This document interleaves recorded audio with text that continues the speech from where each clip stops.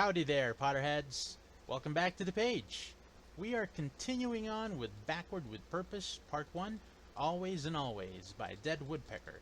And here we are with Chapter 38, Out of Control. Chapter 38, Interlude, Tom Riddle. Chapter text. Lord Voldemort did not feel angry. He gazed down at the four Death Eaters who had so betrayed him to his enemy, the boy Harry Potter, and was not stirred to anger. It was unfortunate, perhaps, that these four now must die. The incompetent fools that had died in the attack on Diagon Alley were better off dead. Indeed, the survivor had not lived long. Voldemort had given him and his family to Fenrir Greyback. Unfortunately, these four had been some of the more skilled of his servants. But no matter.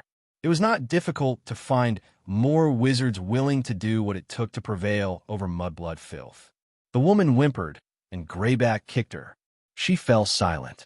"You have betrayed Lord Voldemort," he said coldly. "No," Hamish Wentworth shouted. It was a pity that he was about to die. He was in a key position in the Department of Magical Transportation. "We didn't." "Do not lie to the Dark Lord," Voldemort said. He did not bother with penetrating the traitor's mind.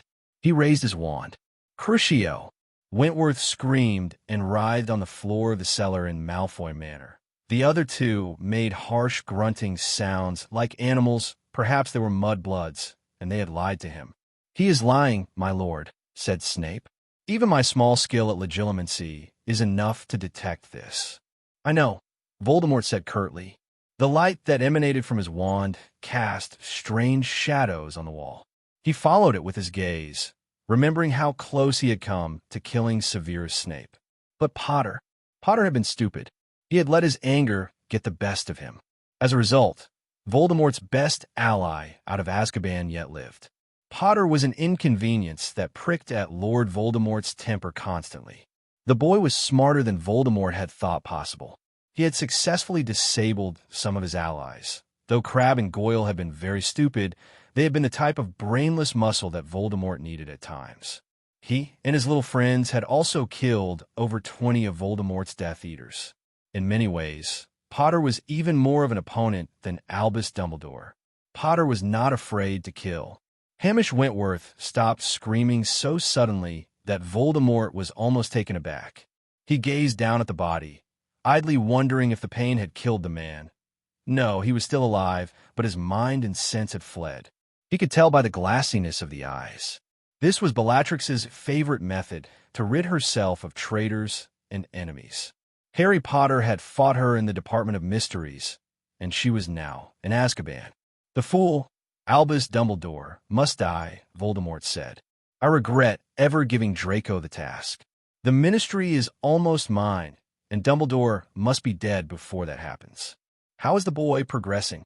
Snape paused. "He prefers to work alone, my lord. He wants the reward you give him to be his alone." Voldemort could understand this, though if the Malfoy boy failed, he would be forced to follow through on his threat and end the Malfoy family. "If it is not done by the middle of January," he said, "kill Dumbledore yourself." "And Draco? An example will be made of him," Voldemort said. "Bring him back to me once Dumbledore is dead." "As you will," Snape said immediately. Once Dumbledore and Harry Potter were dead, the years of exile in Albania spent enduring a painful existence would be worth it. Lord Voldemort would have no opposition, none at all. It galled him to have to practice a clemency against a 16-year-old boy, but that was about to end. His Death Eaters in Azkaban would be out within the month, two at most. Then the world would be ready to be created in a more perfect image. Lord Voldemort pushed away the small doubt that had lingered since he had watched Potter blow up the prophecy before his eyes. The only man who knew the fullness of the prophecy was Dumbledore, and Potter, with his youthful angst and righteous anger, hated Albus Dumbledore nearly as much as Voldemort himself. The boy felt so betrayed, so misused. "Tell me," Voldemort said. He pointed his wand at the unconscious woman. There was a flash of green light, and she was dead. "Is Potter still isolating himself?" "Indeed," Snape said. "He has his little friends, but he is maintaining his fury at the wizarding world for daring to believe he was a dark wizard. The Slytherins say that he is particularly vicious to his godfather, Sirius Black." He is a fool, Voldemort said. 2 more curses, and the 4 who had betrayed him to Potter were dead. He stared at his wand once the light had faded. He disliked the fact that his wand and Potter's had done something unusual in the graveyard. Not for the first time, he cursed the fact that Yaxley and the Carrows had acted so precipitously and killed Ollivander. The 2 wand makers he had questioned had had no idea what could have caused the joining of the 2 corps. "I have thought so since his first day at Hogwarts," said Snape. "He is rash, foolish, and has no idea how to use his brain. This can only be to our advantage." Voldemort turned and swept up the stairs. The prophecy and the wand would not stop him from ridding the world of Harry Potter. He had known for over a year Dumbledore was a fool for trusting Severus Snape, that he must be the one to kill Potter. In truth, he looked forward to it. He wanted to watch the boy's limp body fall to the ground. He wanted to see the fear, smell the sweat, and hear the begging. Narcissa Malfoy, pale, blonde, and nowhere near as useful as her sister, scuttled out of his way and fairly ran toward the kitchen. Still, not all could be as vicious as Bella, and Lucius had chosen a wife with the purest of blood. "Have the rubbish cleared away from the cellar," Voldemort said. She halted so sharply it was as if she was a puppet, and he pulled her strings with his words. "Why, yes, my lord," Narcissa said stiffly. "I will." But her words were cut off, and a loud voice echoed in the room. "Welcome to the first episode of Potter Watch." The voice boomed. It thundered against Voldemort's ears until it filled his head. "Potter Watch?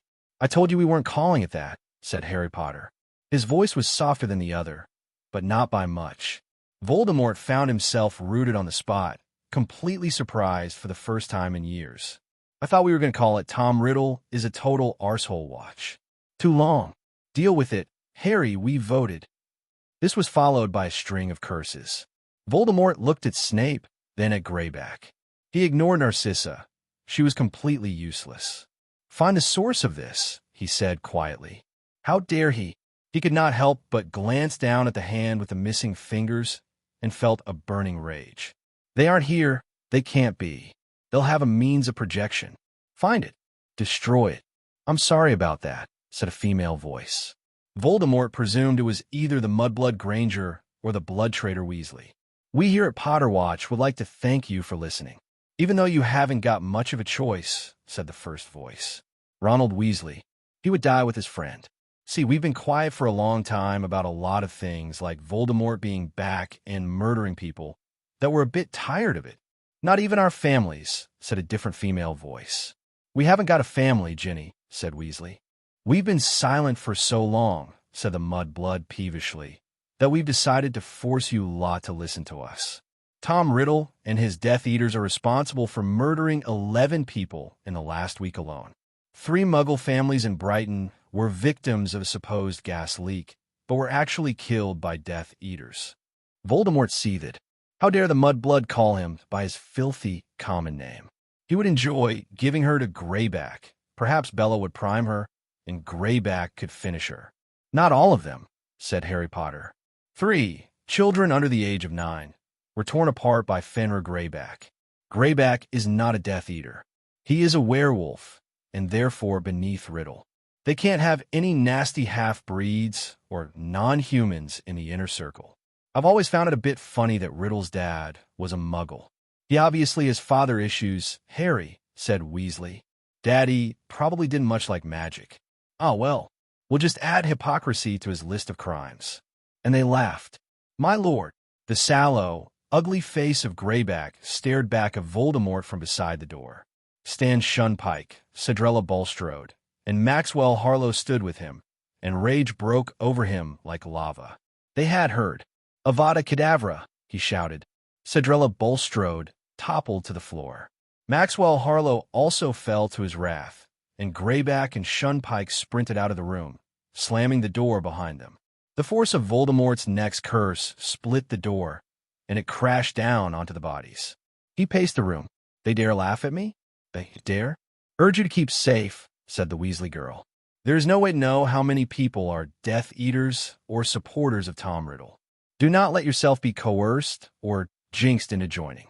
Stay safe, "And now, Tom," said Harry Potter, "I speak directly to you. You are a dead man. I don't care how long it takes. I don't care how hellish it gets. The world is going to be rid of you. I'm looking forward to the feast we have to celebrate," said Weasley. "Until next time," said Harry Potter. It took Voldemort a moment to realize that the broadcast had ended.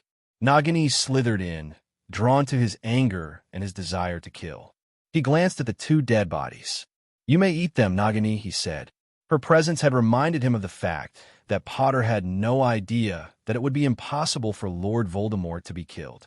No one knew of the Horcruxes, not Snape, not Bella, not Lucius. And as long as still one Horcrux remained, Lord Voldemort would not die.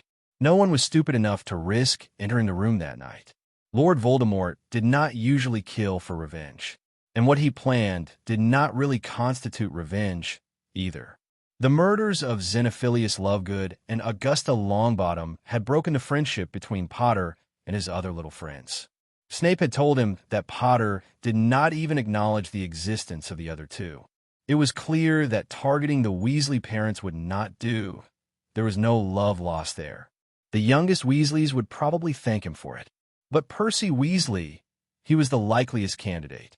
And even if it did not break the friendship, it would bring the known allies of Harry Potter down to 4. He swept out of the room and immediately came upon Snape and Rothfuss. "You are to find Percy Weasley and bring him to me. Right now, my lord." "Do it," Voldemort said. "Disillusion yourself if you must, but I want someone competent." He had Rothfuss. He was intelligent, though young. He was barely 20, and he did not have Snape's skill. "Go with him, Severus. But make sure he's the one to do it. You've proven yourself to me." He did not need to tell either of them that Rothfuss would die if he failed. Voldemort had a light repast while waiting for his 2 Death Eaters to return. It would be tricky, but Percy Weasley had been foolish enough to emerge from his hiding place weeks ago and resume his career at the Ministry of Magic. It was a pity, really, that Potter had so few allies that he allowed them to place themselves at such risk just to trace Voldemort's own people in the Ministry. It came as a pleasant surprise that they returned with an unconscious Weasley little more than an hour after they had left. Rothfuss looked immensely proud of himself. Severus Snape was as inscrutable as always. Of all of his servants, Voldemort often thought, Snape came the closest to Voldemort's own mentality. He was capable of cold precision and had exacting standards. He did not enjoy killing, but knew the necessity of the act. "Perhaps I will give him Hogwarts." "Innervate." Voldemort pointed his wand, and Percy Weasley's eyes flew open. He opened his mouth, but only croaked. "Percy Weasley," Voldemort said softly. "Ally of Harry Potter, blood traitor, and murderer of those pure bloods who would see the world a better place." Another croak was the only reply. "He has cursed himself," said Snape. As soon as he saw Rothfuss, he took a potion and cursed himself. "What kind of potion?" Voldemort said sharply. Snape hesitated. "I'm not certain, but I believe it was the Forget-for-Now potion. As you are no doubt aware, my lord, the use of this potion against oneself has damaging effects, and Weasley drank enough of a dosage for 3 men. He is 5 minutes before his mind is completely gone." Voldemort felt another flare-up of rage. This had obviously been a plan of Harry Potter's. The few allies that he had had most likely been given orders to take this potion and use a curse that would ensure silence until it took full effect. Voldemort had to admit, albeit grudgingly, even inside his own head, that it was a sound plan. Percy Weasley had administered the potion to himself. Therefore, he could not use a trigger phrase to unlock his own memories, and he was completely without purpose. Except for one. Voldemort stared into the brown eyes and knew that the mind behind it was still lucid. The boy was afraid and began to struggle futilely against his bonds. He croaked again and shook his head back and forth. He grunted and yanked at the black cords that snaked around his body while Voldemort watched. "Avada Kedavra!" The light left the brown eyes, and Percy Weasley slumped over. He was dead.